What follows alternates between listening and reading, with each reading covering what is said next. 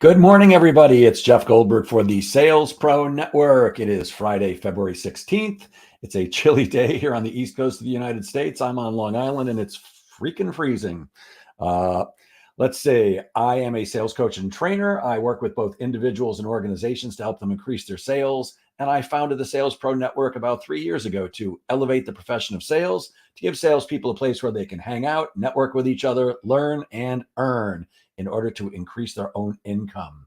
If you've been with us before, you know that every Friday at 10 a.m. Eastern, we typically do a live interview with somebody who can add value to the profession of sales. And right now we're booked up through September with lots and lots of great guests. But today we're doing something different. Every now and then I do a training for you guys because I do sales training. And I think that if you have a process that you can follow, that you actually are aware of and consciously follow, that you're far more likely to close more business than if you don't. So today I'm going to be sharing with you the majority of my conversational selling skills program. This is a program I've been teaching for the last 18 plus years to corporations all over the world, companies like Cisco and Aramark and Siemens and Citibank and companies like that, as well as tiny companies you and I never heard of. At least I didn't hear of them until they reached out to me. Obviously, when I do an entire full day program, I can't compress all of that into less than an hour, but I'm going to give you the most important stuff that I think you can use in your sales process. As soon as I go to share my screen, which I'm going to do in a second, I will not be able to see the comments, but good morning, John Hill. It's good to see you. Good morning, Facebook user who said good morning. I'm not sure who you are, but if you haven't connected your Facebook account to StreamYard, it just says Facebook user for me. But whoever you are, good morning to you too. And good morning, Bruce Kasserman from GK Financial. Always good to see you, my friend. Hope everything is great in Northern Virginia. He says we're expecting some snow tonight. Yeah, I think we're expecting snow tonight in New York too. But as I was saying to myself as I was walking the dog this morning, well, it's February and it's tough to complain about that. So with that, I'm going to share my screen and we're going to talk a little bit about conversational selling skills. Good morning, Scott Convery. Good morning to see you. You caught me just before I went to where I won't be able to see the comments. Okay, here we go. So I call it conversational selling skills because sales is a conversation or series of conversations leading to help the other person choose to do business with you. And most people think that the best salespeople are the best presenters or the strongest closers, or sometimes both. And I'm here to tell you this. It's great to be a great presenter. I'm a professional presenter. I know how to present with the best of them. I certainly know how to strong close, but that stopped 30, 40 years ago. You don't need to be a strong closer. You need to ask a question and close, and we'll get to that later on, but you don't need to be a pushy power closer. The best salespeople always have three characteristics, and they are always the best question askers, because sales is really about asking the right questions, listening actively to the answers, and telling great stories. So you've got to be a great interviewer. If you're going to be a great interviewer, you do have to be a great listener, and most salespeople are horrendous listeners. We tend to not listen because we think we get paid to talk. We don't get paid to talk. We get paid to ask questions and listen. And you've got to be a great storyteller. And there are a couple of types of stories that you have to tell, one of them being painting a picture in your prospect's mind of them already having your product or your service. When you can paint a picture and they can actually see themselves having the benefits, reaping the rewards from whatever you have to sell them, that's a story you have to tell them. That makes it easier for them to come to the right decision, which is hopefully to do business with you. There's a couple of general tips I'd like to pass along. And the first one is use calendarization. This is something I talk about with my one-on-one coaching clients, typically in the very first meeting. You've got to use your calendar, and everything has to go on your calendar. You don't want to be willy-nilly with your day. You don't want to be sitting there thinking, what should I do next? Because typically when you do that, you'll waste between 3 and 5 minutes just figuring out what to do next. And we often don't do the thing that's most likely to result in income. We do the things that are easiest or that we enjoy the most doing, but those aren't always the things that bring us money. So we want to make sure everything is on our calendar. You should never, ever leave your office or turn off your computer for the day without making sure tomorrow is completely planned. And when you're working, no matter what you're doing, no matter what you sell, work with both focus and velocity. When I say focus, I mean focus on one thing at a time. There's a myth called multitasking that says you can do more than one thing at a time. Well, you can, except you're not going to do 2 or 3 or 5 things at the same time and do each of them as effectively as if you focused on one thing at a time. The example I love to use, because I've had it happen to me, is if you're driving in the car somewhere where you know you're going, maybe you're on the expressway or the parkway here on Long Island, and you're also talking on the phone to a friend. I have more than once passed my exit, even though I've been to the same place a million times, passed my exit because I was more involved in the conversation I was having and drove right by my exit. So we want to work with focus and velocity. When I say velocity, I mean speed. Velocity actually means speed in a particular direction. And that is what I want for you. Be working in the direction of achieving or exceeding your goals. And I find that many, if not most, salespeople have a kind of a lackadaisical attitude when it comes to getting stuff done. Kind of like, well, I'll do as much as I can today and there's always tomorrow. And for most of us, there is always tomorrow. But the more you can accomplish today, the more you can accomplish tomorrow. And sales is a game of getting things done, reaching out to lots of people, consistently prospecting, being in conversation with people, following up, and of course, closing business. And we all know there's a million other things you need to do, like typically go to meetings and study, things like that. So you want to work as quickly as you can without being careless. You also want to make sure that you stay in touch with both prospects and clients. Your competition is out there nipping at your heels, trying to take your clients away from you or trying to get the same prospects to close with them instead of you. Typically, if you don't stay in touch, people forget about you. If you've got an offer that's so unforgettable, great for you. But for most of us, we have to stay in touch. And I can tell you, I've had deals close 5 years, 5.5 years after I first met someone because I've stayed in touch. So you need a system for doing that, a way to do it, and a calendar set up to consistently stay in touch with your prospects. And of course, one of the most important things I find for salespeople is you've got to prospect consistently. Consistent and effective prospecting is truly one of the keys to success in sales. And there's a direct relationship between prospecting and getting paid, but it is not prospect today and get paid tomorrow. If we prospected today and got paid tomorrow, we would all prospect every day. But for most of us, we either don't do it consistently or we don't do it effectively, or we avoid it like the plague. But the problem with that is when you stop prospecting, whether it's for a day, a week, a month, or whatever, because, and I don't care what your excuse is, you got busy, you got tired of it, I don't care what it is, there's going to be a gap somewhere down the line where you can't get paid. Because the prospects you prospect for today are going to pay you somewhere down the line. And for those of you who are joining us live and who can see this, I'm showing you my my sales cycle when I sell sales training, one of the various offerings that I have. It takes me 4.5 months from the time I first meet with somebody till the time I actually get paid. And what that means is obviously there's a bunch of things that have to happen in between from the time I first speak to somebody till I actually get paid. But what it really means is if I don't prospect today for sales training deals, I can't get paid 4.5 months from today for training deals. If I don't prospect, well, tomorrow's Saturday, and I'm not going to do any prospecting on Saturday. Actually, that's a lie. I do LinkedIn prospecting on Saturday. So if I don't prospect tomorrow for sales training deals, I can't get paid 4.5 months from tomorrow. Same thing with Monday and Tuesday of next week. In other words, if you prospect consistently, you have a shot at getting paid consistently, because when you're constantly feeding people into the top of your funnel, there are some who are always coming out the bottom. So you want to make sure that you have a prospecting plan and that you follow it consistently and make sure you're doing it effectively. Now, what you're looking at here is the typical sales process. For those of you who can see it, this is a 4-step process. This is what most salespeople do. And the 4 boxes that you're seeing right now stand for O is for open. You have to open a meeting. The first time you meet with somebody, whether it's on the phone, via video conference, or in person, or any other way that you can imagine, you have to open the conversation with somebody that you maybe met over the phone and set an appointment with and are having this first conversation. The second box, the I, that stands for gather information. Gathering information is actually the most important part of the sales process. P stands for presentation. At some point, you've got to present. You've got to share your plan or your ideas, your proposal with people. And of course, the C at the end stands for close. Obviously, the goal of each step in the sales process is to go from O to C as quickly as you can. You want to move the sale forward consistently and get from hello to closed as quickly as you can. Or you want to find out way at the beginning that you don't have a real prospect here, so you can save time, cut your losses, and move on to somebody who might really be interested in doing business with you.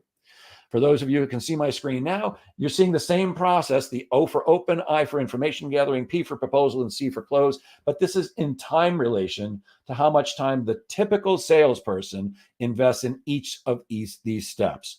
You can see that they don't spend a lot of time in the opening. They'll spend some time, and typically it's something silly like, how about those Mets? Or did you see the Grammys? Or whatever it is. Who'd you like in the Super Bowl? Are you upset about Taylor Swift or not? It's usually something like that. Now, here's the thing.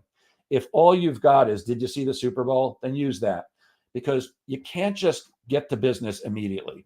That is what the prospect wants, and that's probably what you want too. It is what I want, because the quicker I can get to business, the quicker I can find out whether we're going to do business or not, and then I can move on to somebody else and initiate another sales cycle. It's just not what works well. What works well is taking the time to invest in establishing rapport with people, and I'm going to share with you the way I teach people how to do it. You can see that the information gathering phase, is typically the smallest amount of time invested in the sales process for your typical salesperson. Typically, they'll ask what I call checking off the box questions. Maybe their manager said, hey, here's the 4 or 5 questions you've got to ask each time. Then you get back to the office, or you get off your call or your Zoom meeting, and your manager goes, did you ask those 4 questions? And you go, yes, I did. You did that to check off the boxes, but did you really get the information you needed? Because here's my belief. If you ask the right questions and listen actively to the answers, your prospect will tell you everything you need to know in order to help them choose to do business with you. And that's so important. I'm going to say it again. If you ask the right questions and listen actively to the answers, your prospect will tell you everything you need to know in order to help them choose to do business with you. So we want to invest the time in asking lots of good questions. And I'm going to talk about what questions to ask in a little while, but that's really where your sale gets made or lost. But the typical salesperson does not do that. Where they spend a lot of time is in the presentation phase. It's actually where they spend the most time, because salespeople love to talk. By the way, me too. I love to talk. I'm a guy who loves the sound of his own voice. But I know that when I'm selling, I get paid to ask questions and listen actively to my prospect, not to have them listen to me drone on and on. And if you can see, there are now stars coming onto the box for the peer presentation. Each of these stars represents one fact, one feature, one benefit, one point of light of all the things you could tell your prospect about you, your company, your offering, and all the great things that you do. But you'll also notice that 5 of the stars are filled in with gold. Those 5 stars represent the things that are really important to the prospect. Really important to the prospect, which is all we really need to talk about. In other words, these are the things that are going to make sense to the prospect. And I use those words on purpose, makes sense, because we do everything we do because it makes sense to do those things. For example, I walked my dog this morning. Why? It makes sense to walk your dog in the morning because he's been sleeping all night and he has to go to the bathroom, and I sure don't want him to do it in the house. So it made sense that even though it's freezing cold outside and very windy, it made sense to walk him. I took a shower this morning because I don't want to stink all day. Not that I stink when I wake up in the morning, but I feel better. I feel more refreshed when I wake up and I take a shower. So I took a shower this morning. I'm speaking to you because every Friday at 10 o'clock, that's what I do. It makes sense to me to have the Sales Pro Network, to be able to share information with people, help them, because I know that when I help enough people, somehow I get help too. And even if none of you ever are interested in doing business with me, referring me business, if you're getting value, I know that somehow I'm getting paid back some way, somehow by the universe, because that's just the way it works. So it makes sense to me to do this for you every week. In other words, we do everything we do because it makes sense to do those things, including buy stuff. We buy things because it makes sense to buy those things. So we need to find out what makes sense to our prospect regarding what we have to sell them. And the 5 stars that are filled in represent those things. All the other stars that aren't filled in, that's just fluff. That's called a product dump. That's where you come in and you say, thank you so much for your time. I really appreciate you giving me some time today to speak with you. Let me tell you why our company or our product or our service is the greatest in the world and why you should be using us. And if that sounds familiar to you, that's because that's probably what you do. And it's not your fault. That's the way most salespeople were trained to sell. Now, here's the thing. That works.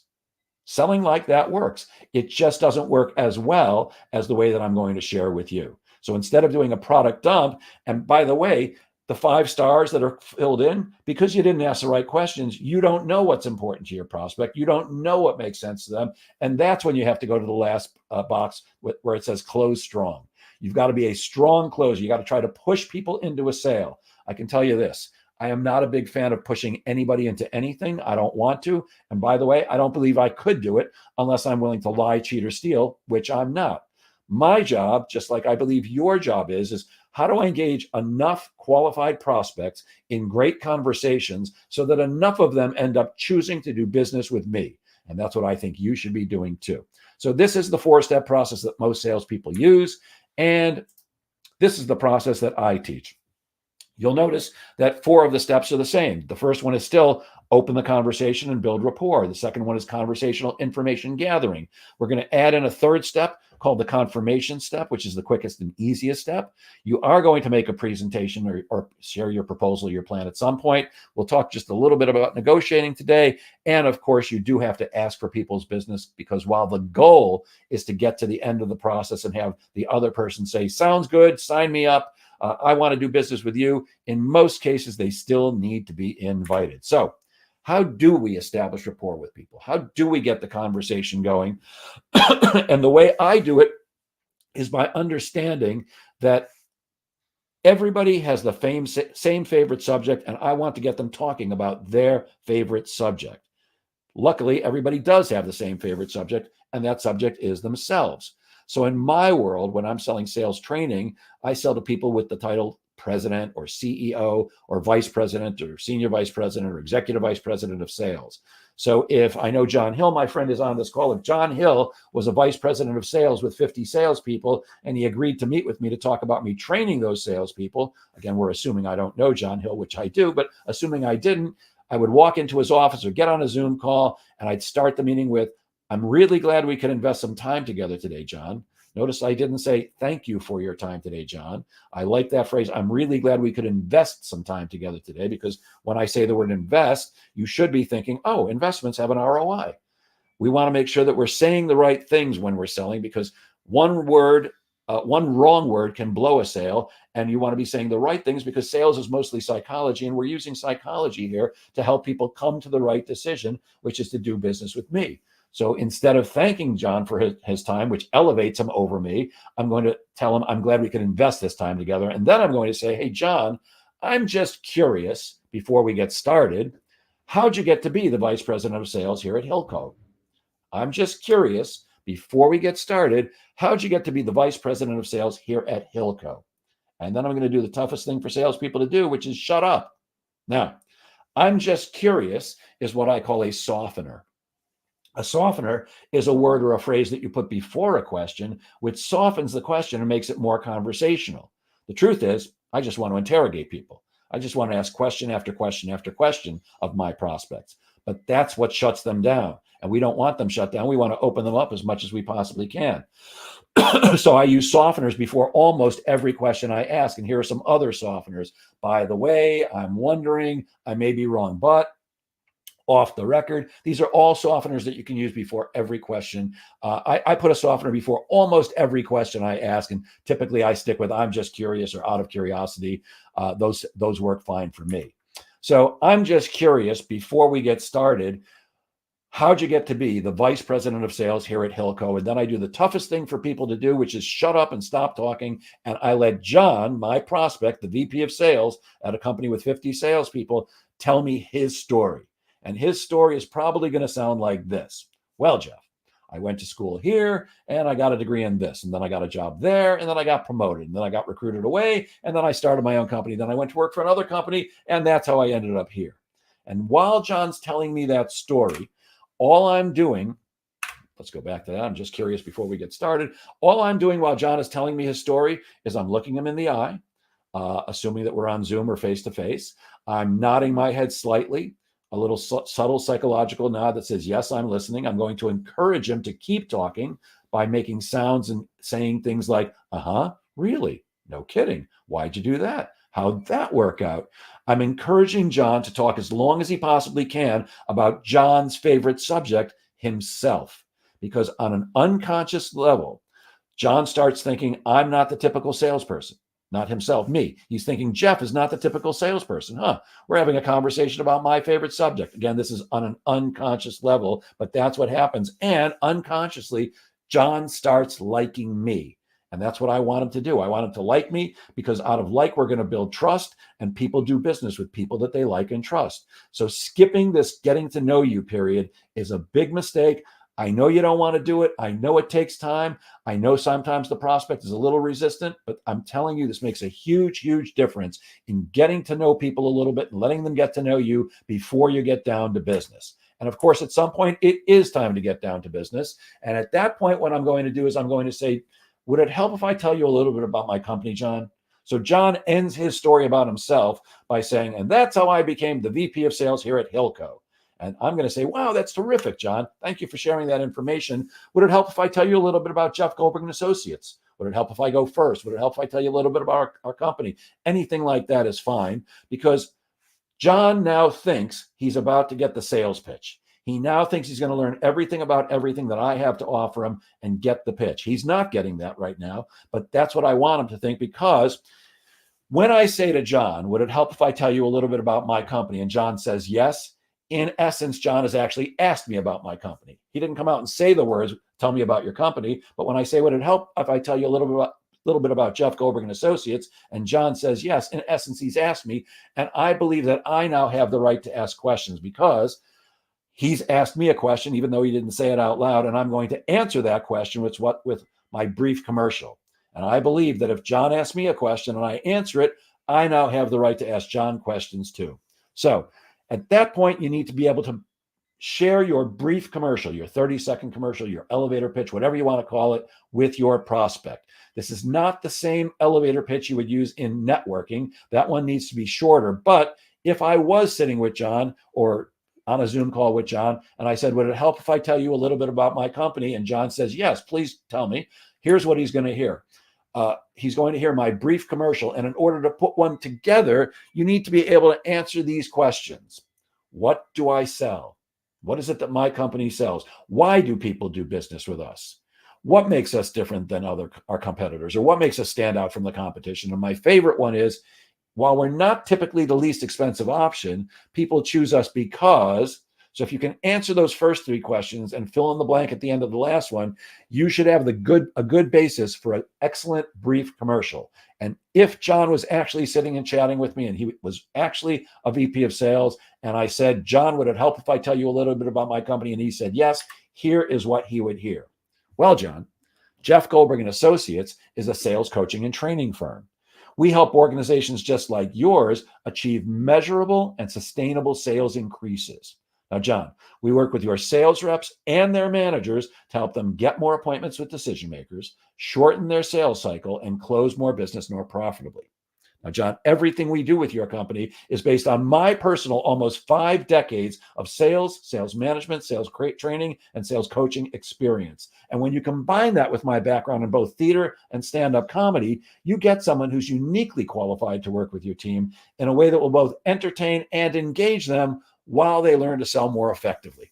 By the way, John, even though we're not the least expensive option, and we're not, people choose us because when we leave, their team does get more appointments with decision makers, they do have a shorter sales cycle, and they just plain close more business more profitably. So that takes about 45 seconds, something like that. Your brief commercial should be less than a minute. It should be right to the point. Tell people, here's who I am. Here's who we are. Here's how we help people like you, because that's what your prospect is listening for. They think they're getting the whole pitch right now, but they're not. All you're doing here is gaining the right to ask questions of your own by giving them enough information to understand, oh, okay, this is worth listening to a little bit more. You're welcome to, by the way, write up your brief commercial and email it to me, or DM it. You can DM me through the Facebook group or post it on the Facebook group. And I'm happy to take anybody's brief commercial, evaluate it for you. I'll either write back and say, hey, this is perfect. This is exactly what I would say. Or I will certainly be happy to give you my best advice. That applies to anybody who's listening right now. Happy to critique your brief commercial for you. Now, I did this because I want to be able to ask questions. And so now we've got to come up with, what are the questions we're going to ask? Well, the questions that we need to ask in sales are the questions that uncover for us what makes sense to our prospect regarding what we have to sell them. I'll say that again because I know it's a lot to unpack. The questions that we ask are the questions that uncover for us, the salesperson, what makes sense to our prospect regarding what we have to sell them. I'm going to give you an example in a couple of moments, and that'll make this very clear. But if you've ever taken a journalism course, whether it was in high school, college, or any place else, you do know that what they teach journalists to ask are the who, what, when, where, how, and why of anything. When a reporter's asking questions, they're trying to find out the who, what, when, where, how, and why. So in my world, if I'm selling sales training, I want to know things like, how do you do it now? Who do you do it with? Where do you do it? When do you do it? Why do you do it that way? And I always want to ask a future-based question. I want to find out what somebody's trying to accomplish, because I do believe that if you ask your prospects the right questions and you listen actively, they will tell you everything you need to know in order to help them choose to do business with you. So a great example of a future-based question would be this. Hey, John, I'm curious about something. There's my softener. I'm curious about something. Let's say you and I agree that we're going to do business together. By the way, gang, notice I did not say, let's say you decide to do business with me. Let's say you and I decide we're going to do business together. And 6 months from now, we're on another Zoom call. What would have to have happened, John, in the last 6 months for you to say, wow, Jeff, I am so glad that we decided to work together. You are the greatest thing since sliced bread. Really awesome. What would have to have happened, John? And then I'm going to shut up and listen, because when John explains to me what would have to happen during the next 6 months in order for him to be happy that he hired me, I know exactly what he's looking for. And assuming that I can deliver that, I'm going to tell him that. So if John says, well, if we work together, we were sitting together for 6 months from now, in order to tell you you did a great job, Jeff, I would need my salespeople to be getting a lot more appointments, at least double what they're getting now. I'd want their sales cycle to shrink down from 6 months to 3. That would be terrific. And I'd want them to close more business. And by the way, I'd like our deals to be more profitable. We need a higher profit margin. Well, guess what, guys? That's exactly what I do for companies. I help them get more appointments. I help them shorten their sales cycle. I help them close more business and make it more profitable. So when my prospect tells me that's what they're looking for, all I have to do is say, yeah, I'm going to do that for you. Of course, I'm going to do it a little more elegantly in my presentation, but that's what you need to do. You need to share that you can help them get whatever they're looking for. Now, in terms of what sales, what questions I'm really going to ask, John, it's going to sound like this. Remember what I said. The questions we need to ask are the questions that uncover for us what makes sense to our prospect regarding those things. In other words, what I want to find out is what makes sense to them regarding sales training, or if I'm talking to a coaching client, prospect, what makes sense to them regarding coaching. But let's stick with sales training. Here's the cool thing about this. What makes sense to your prospect is what makes sense to my prospect. And that is whatever they're doing now or whatever they've done in the past regarding that thing. So if I'm trying to sell John sales training, what I want to find out is what makes sense to John about training his salespeople. And I do that by asking questions about how he does it now or how he's done it in the past, for example. So we go through that process where I get to know John a little bit. I ask him about himself. I share a little bit about my company to gain the right to ask questions. And then it's going to sound like this. Hey, John, I'm curious. When a brand new salesperson joins your team, let's say they've gone through product training or they came into you with product knowledge. First day in, what kind of training programs do you have for them to get them up to speed? Then I do the most difficult thing for salespeople to do, which is shut up. And John will now explain to me what makes sense to him about training his brand new salespeople. Remember, I asked, John, how do you train your brand new salespeople? First day on the job, what kind of training programs do you have in place to get them up to speed? John's going to tell me now what makes sense to him about training his salespeople. And he could tell me 50 different things. And I don't care which one it is. I just need to know what makes sense to John about training his brand new salespeople. So John might say, well, Jeff, we don't train our salespeople. That's why I'm talking to you, which tells me up until now, it's made sense to John to not train his salespeople. Hopefully I can help him change that. But up until now, that's what made sense to him. Or John might say, we use Miller Hyman, we use Sandler, we use fill in the blank with any of the 1,000,001 people that do similar things to what I do. Well, that means if John's using Miller Hyman to train his salespeople, that means that up until now, it's made sense to John to train his salespeople by using Miller Hyman.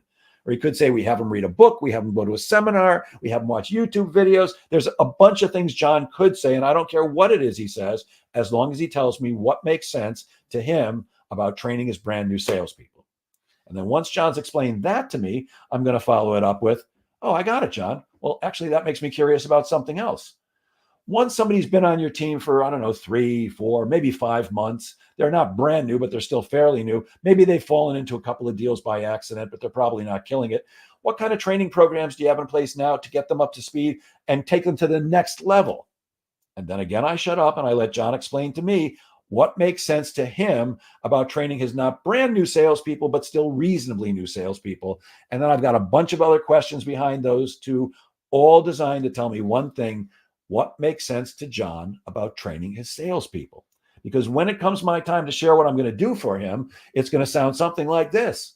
Well, John, here's what you're doing now to train your salespeople, and here's how Jeff Goldberg and Associates can help you do it better.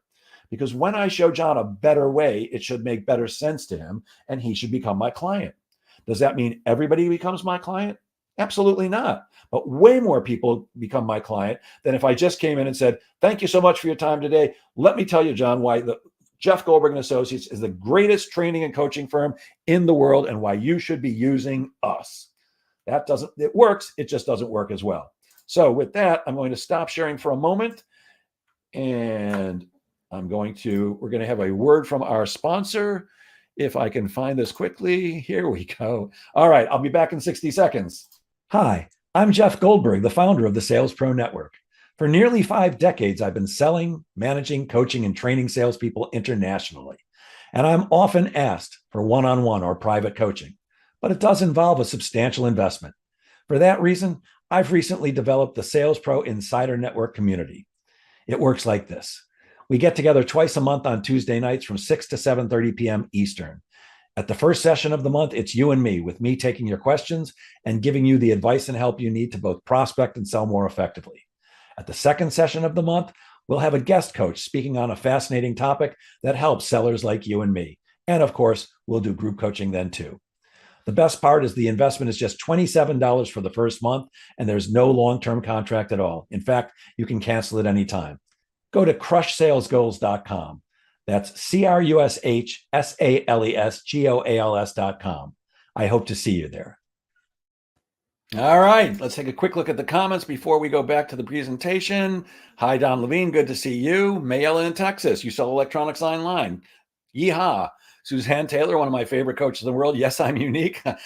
Speak of the devil. You're unique, my dear. That's for sure. I think I need help because I say something different every time, says Suzanne Taylor. Yeah.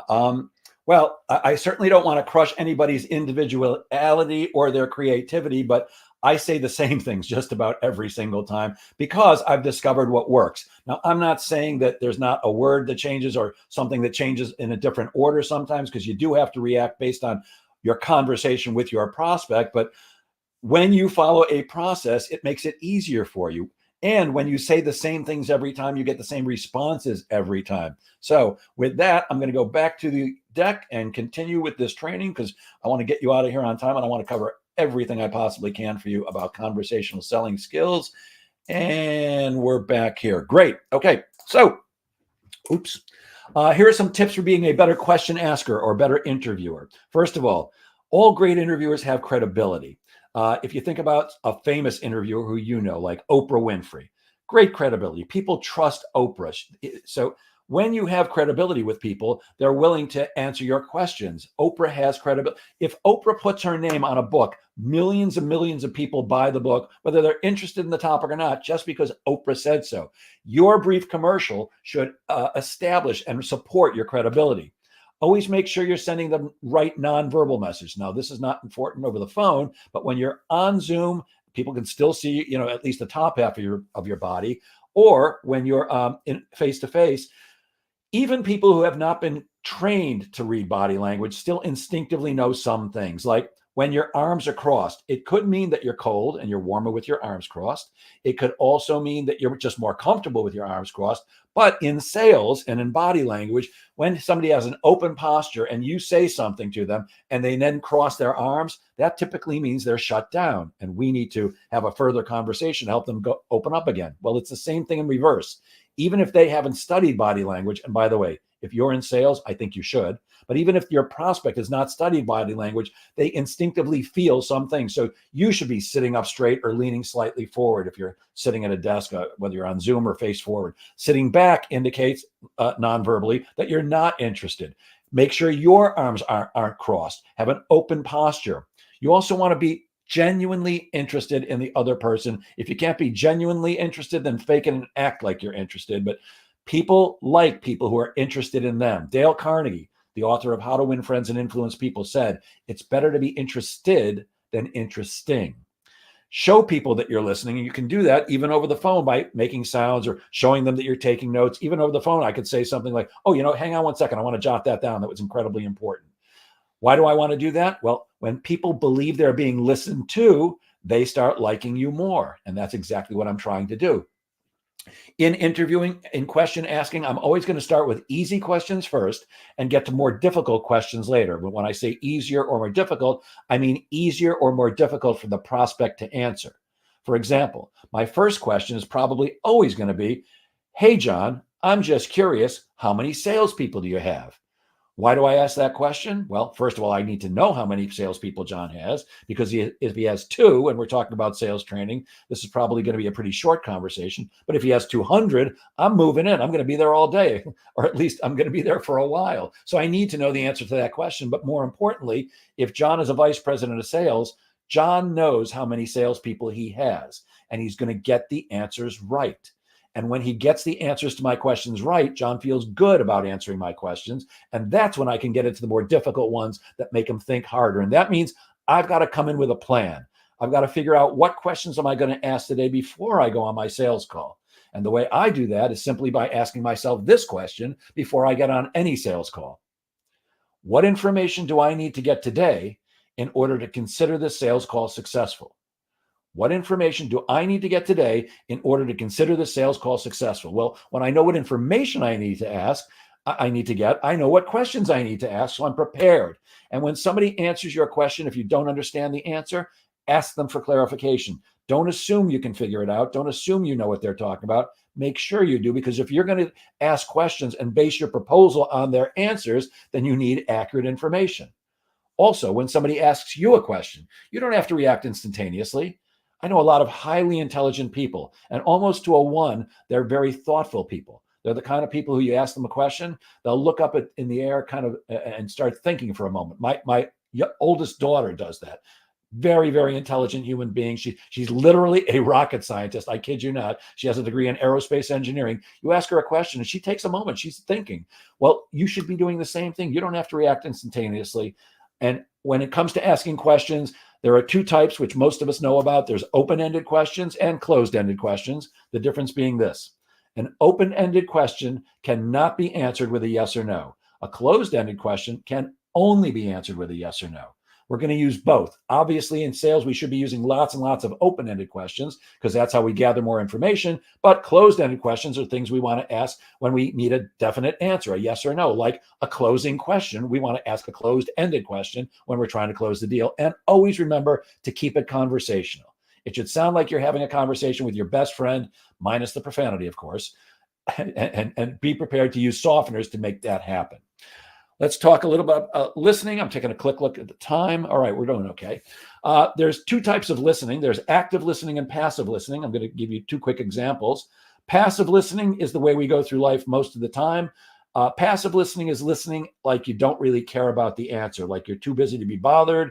The example I sometimes use is when I got divorced. I had never spent time with all 3 of my children all by myself for a full day, not once. My wife, now ex-wife, was always there, and that was her job to, really keep the kids entertained while I was doing the work. Of course, look, don't get me wrong, I spent plenty of time with my kids, but In the 4 year, my oldest one was 4, my younger one, twins were 3. In the 4 or 3 years that I was with them, I never once spent all day, all by myself with all 3 of them. So when I got divorced, of course, they came to my house every other weekend, which was fantastic, but I still needed to work because I now had 2 households to support, not just one. So I would be here in my office working on my computer, and one of them would eventually come in because, I'd stick the TV on so it would keep them busy for a while. And one would come in and, hey, Daddy, can I ask you a question? And I'd keep working and listen to them with half an ear. Well, people can sense it when you don't really care about what they're asking you, that you're not paying attention to them. And kids are the same way. And I eventually realized that when my kids come in and they need me, I need to stop working, turn around, put them up on my lap and ask them what's going on and have a conversation with them. Passive listening does not work well with children. Passive listening definitely does not work well with spouses. And passive listening does not work well in any type of relationship, including trying to sell someone. So passive listening is what we typically do, just doesn't work very well. Active listening is very different. Active listening is listening as if your life depends on it. Now, does your life depend on it when you're selling? Of course it doesn't, but your livelihood does.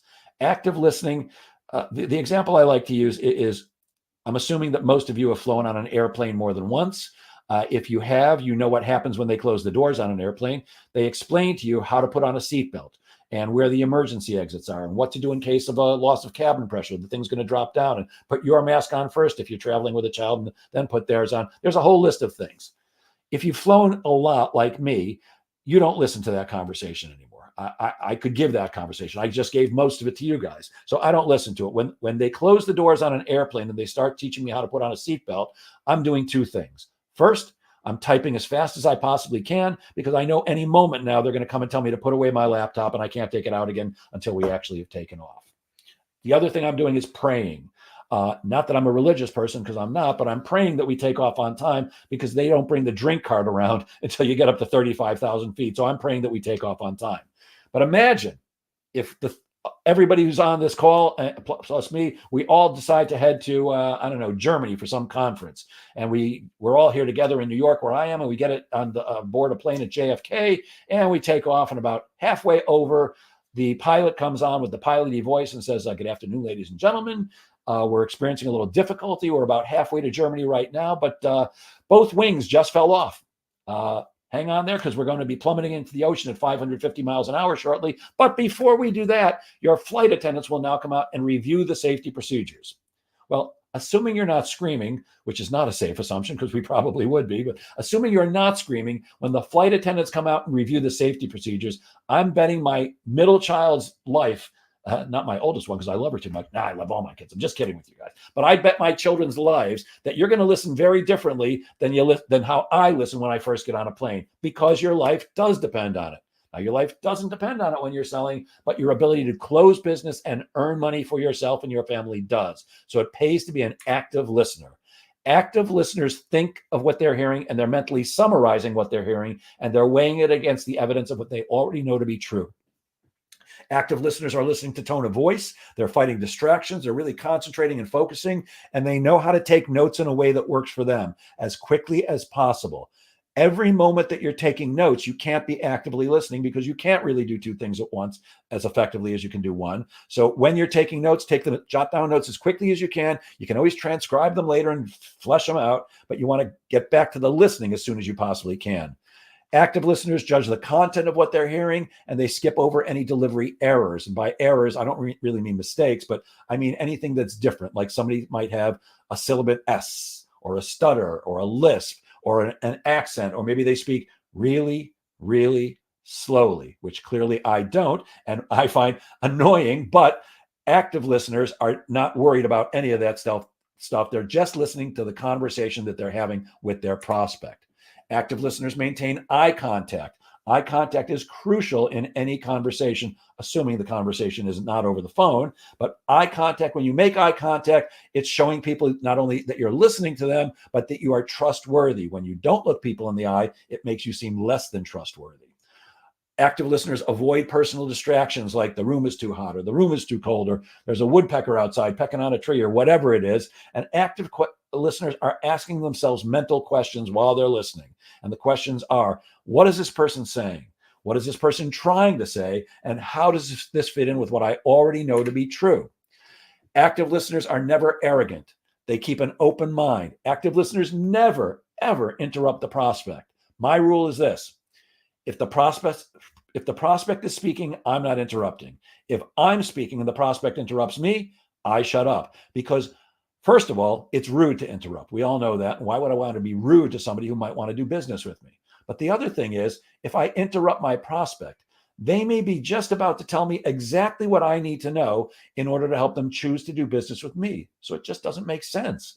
Never interrupt the prospect. Finish listening before you speak. In other words, when they stop talking, take a breath for a moment before you start in, because sometimes they're just taking a breath.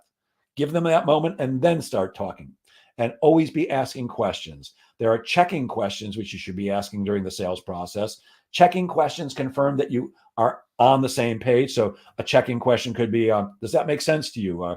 Is that tracking for you? Are we on the same page? I say those things constantly because I want to make sure that the conversation I'm having with my prospect is actually one that they're getting. It's great if the information in my head works, but it doesn't work at all unless I can get it out of my mouth and into the head of my prospect in a way that they can understand. And we also want to ask higher level questions. Higher level questions means you're asking the same question in different words at a different time during the sales process. And the reason we do that is because the more times a prospect answers a question, the better they get at answering it, especially if you're asking questions that they've never heard before. So in my world, I might say, how do you train your new hires? And then later on in the process, I might go, well, when somebody first starts up with your company, what programs do you have in place to get them up to speed? Same question, but I'll probably get a better answer the second time. All right, that's it for questioning skills and listening skills. The next thing is the confirmation step, which I told you is the quickest and easiest step. This means you've asked your questions, your prospect has answered your questions, and you want to make sure that what you heard is what they really said. So all you do is summarize, you paraphrase back to them what they said, and you finish that up with, is that about right? So if I heard you right, John, you told me you have 15 salespeople. They're not good at getting appointments. They suck at closing business, and you want them to do blah, blah, blah, blah, blah. Is that about right? Well, the good news here is John is either going to say, yes, that's right, which means I've got valid information on which to base my proposal or my plan, or John's going to say, no, that's not right, and then he's going to correct me. So if John told me he has 20 salespeople, and for some reason I go, if I heard you right, you told me you had 15 salespeople, John's going to go, no, 20. Well, it's human nature to correct you when you're wrong. The person who you're having the conversation with, if you make a mistake, it's human nature for them to correct you because everybody loves to be right. So that's fine by me, whether I'm right or whether you correct me and I then have the right information. Either way, I end up with valid information on which to base my proposal or my plan for you. And that's what I want to do, because if it doesn't make sense to you, there's no way we're going to do business. When it comes to presenting your story, your proposal, your plan, you want to make sure you're using 4 different things. And the first one is enthusiasm. Enthusiasm is contagious, just like confidence is contagious. If you're not enthusiastic about what you've got to offer, why would they get excited about it? Now, I'm not saying you've got to be over the top. I'm not saying that you have to talk like me. I'm a naturally enthusiastic person. I like this. I know it doesn't work for everybody in a relationship, but I like being this kind of guy. This is not an act, by the way. I don't talk a certain way for you guys or when I'm doing training. I'm just an enthusiastic person. But some people are not this way at all, and it's fine. You can express enthusiasm a lot of different ways. One is if you increase the speed of the rate of your speech, if you increase the volume, or simply by saying something like, I'm really excited about what I've got to share with you today. I think you're going to be too. That's enthusiasm too. We're always going to make sure that we're going to talk about the features of what we have to offer and also the benefits of what we have to offer. Features are what something is or what something has. Benefits are what something does. People buy what things do. So we want to make sure that when we're talking about what we have to offer them, whether it's a training or coaching program, it's a product or service, it doesn't make a difference. We're going to mention the features, but tie them to their corresponding benefits. And the easiest way to do that is when you mention a feature, follow that up with, and here's what that means for you, or and here's what that does for you, or and here's how that helps you, because everything that comes after those phrases is going to be the benefit, and the benefits are what your prospect is listening for. There's an old sales acronym called the WIFM, WIIFM, which stands for What's in it for me. That's exactly what your prospect is thinking when they're having a conversation with you about whatever you have to offer them. So we're going to talk about the features, tie them to the corresponding benefits. Here's a quick example. The benefit of owning, leasing, or renting an automobile is you get to drive to where you're going, from point A to point B without having to take a bus, an Uber, the corporate jet, or anything else. That's the benefit of owning, renting, or leasing an automobile. And the other thing is we are going to tell a verbal proof story. Remember, I told you there's two types of stories that we have to tell when we're selling. One creates a picture in the prospect's mind of them already having our product or service. And another one is our verbal proof story, which is a story about somebody else like them who, by doing business with us, lived happily ever after. That usually starts out with, well, your situation reminds me of XYZ company. They also had 20 salespeople who also could not get appointments to save their lives. And they sucked at closing, and management was really upset. So here's what we did. You now give a description of the situation. We did a 6-month program. In the first month, I taught them all how to prospect in a variety of different ways. And by the end of 30 days, they were getting 17% more first appointments. Then we went to selling skills. And in the next month, I taught them all how to sell effectively using conversational selling skills. By the end of 3 months, not only were they getting more appointments, but sales had increased 5%. By the end of 6 months, sales were up 13.5%, and profitability per sale had gone up 27%. So your story always has to be, by the way, it has to be a true story. Don't make stuff up. It has to be a true story about another client of yours who had a great outcome, and it always has to be a happy ending.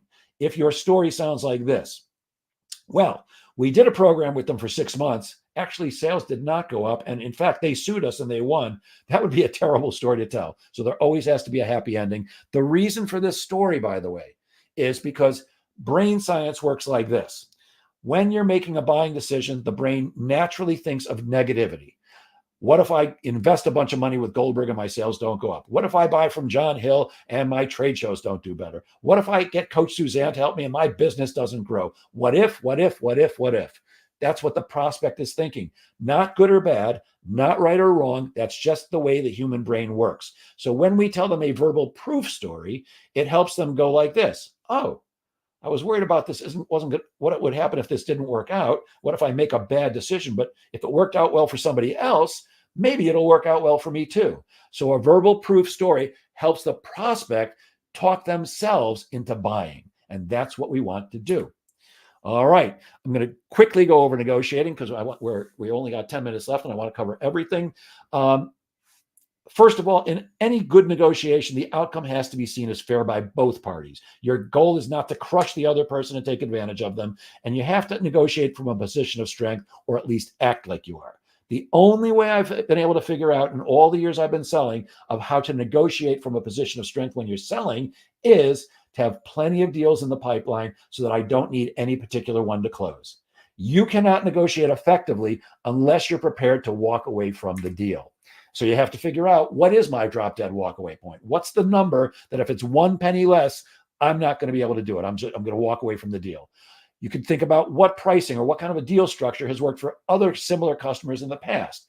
What can I throw in that either costs me nothing or very little to make the deal sweeter instead of having to drop my price? And can I bundle?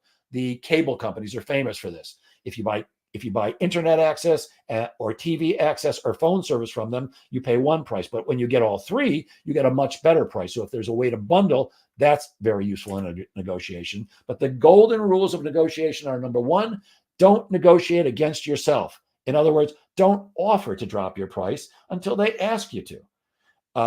When you do that, when you just offer to drop your price, or when you drop your price just because they asked you to, that's discounting. That's not negotiating, because the real golden rule of negotiation is you never give up anything without getting something in return.